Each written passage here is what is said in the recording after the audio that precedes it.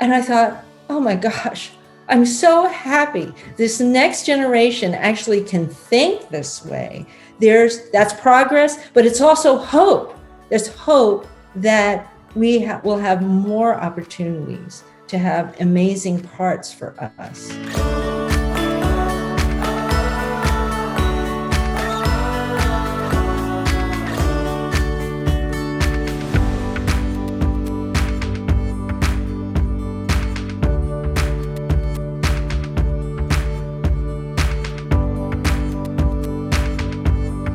Hi, I'm Jodi Long, and I was playing Mrs. Basil E in Netflix Dash and Lily. It has taken a long time. I've been in this business for a long time. And winning it, on that day, I was pretty overwhelmed with emotion, and even thinking about it now, because my parents being, some of the pioneers in the Asian American entertainment industry. I don't think they ever would have imagined that. I know they would be very proud. I dedicated the Emmy to them. And I also feel that it's finally breaking a ceiling for the next generation. But it always comes down to the writing.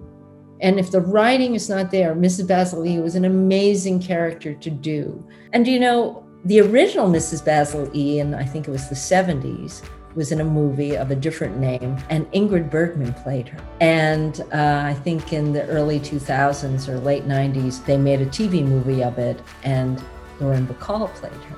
This is progress. And that has to do with Joe Trace, who was the writer, executive producer of the show, who decided to make the young girl in the book of Dash and Lily Japanese American. When I first met him, I just said to him, how did you do this? Is this because you saw Midori Francis, who was our lead, and you just thought, I have to have her, I'm just going to write this now for her? That's what I thought.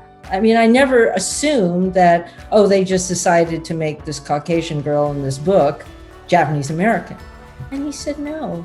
And he's from the Midwest, and he's young. I mean, he's in his 30s, early 30s. And he said, no, I just actually thought it'd be really cool to see a Japanese American family on screen and to discover what their lives are like. And I thought, oh my gosh, I'm so happy this next generation actually can think this way. That's progress, but it's also hope. There's hope that we will have more opportunities to have amazing parts for us that not are just within our culture. Yes, we can do them because we understand those stories.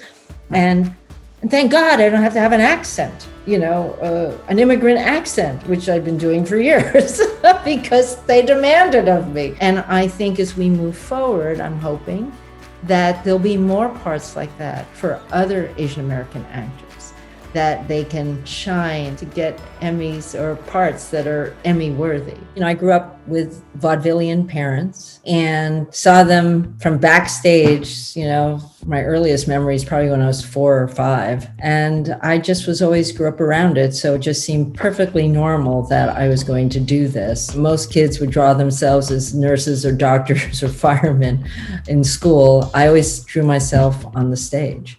When I finally got hooked on acting, because I had gone to performing arts high school in New York City, Fame, all that. I went because I was trying to get rid of my Queen's accent. Because I used to talk like this, dog and coffee, and I'm really being serious. It's funny, someone asked me today, actually, so what were the obstacles? And I went to Purchase College to become a classically trained actor. I was doing Shakespeare and classics and all that stuff. And I had my senior meeting with the dean, and he just sat us all down singly. And he just looked at me and he said, honey, just stick to commercials and modeling, because there's really no place for you in the American theater. Can you imagine that after 4 years of working really hard, doing all the things that one did in theater, mime and makeup and fencing, I did it all. And I just thought, wow, I didn't say anything to him at the time, but in my heart, I really flipped him the bird and just thought, well, That's not my reality. My dad was in the original Flower Drum Song on Broadway, and Pat Suzuki was a huge role model for me. I mean, growing up, I just used to watch her out in the house, but I sometimes would be backstage with my dad, or my mom would come in and I'd be like watching her run. I think it was mostly the rehearsals. And she had such incredible stage presence. She really did. She just grabbed you and made you watch her. Alvin Ing, he worked with my dad on Flower Drum Song as the young lead, a young boy. And then years later, he was the oldest one in our cast when we did Flower Drum Song on Broadway. So my hat's off, George Takei. It was George, really, who I did a play with him at Manhattan Theater Club that came out to the Taper, way back when in the 90s, early 90s. Before I'd really ever come to Los Angeles from New York. And George said to me, he says, you should really stay in Los Angeles because you will do a lot of work. And I thought, really? I said, nobody wants me. I'm just a theater actress. And he was like, no, Jodi, I think you're going to do well. It wasn't what I wanted it to be when I first started. And I've been fighting this long fight of equity and inclusion since I was in college.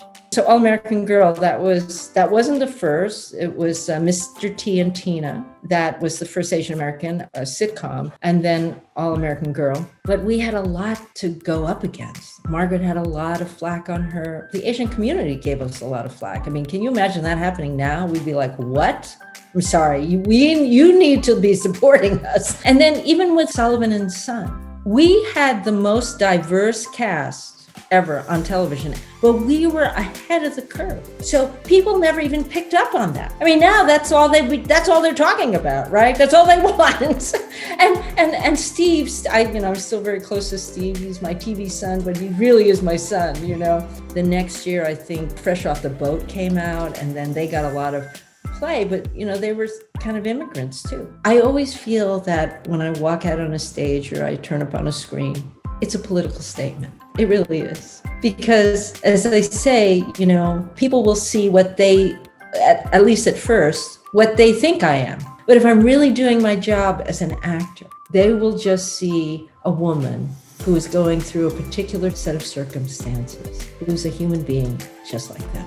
And that's the best thing I can do as an activist. One of the things that I really work on, and I did this through SAG-Aftra, my union, I was chair of the EEOC, and I had been turned on to an unconscious bias workshop through the Obama administration, STEM. And I was so blown away by it that I, through this EEOC at SAG-Aftra, raised some money, and we put on the first unconscious bias workshop to the PGA, the Producers Guild of America, at their Produced By event at Sony Studios. And I invited a lot of the Academy, and a lot of people showed up at that thing. And they were like, what? And now unconscious bias workshops are becoming the industry standard. I think they've actually become. I know it's happening across the studios.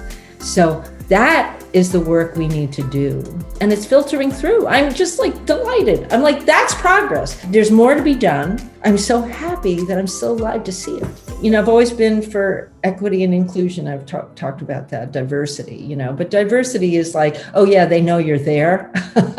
But inclusion is where they actually dance with you at the party, right? And I feel like we're now being danced with. Maybe it's been accelerated by all this Asian hate. Unfortunately, I say adversity sometimes changes things. It did for me. I just was like, I'm going to prove that they're wrong. There's a place for me in the theater, and so what?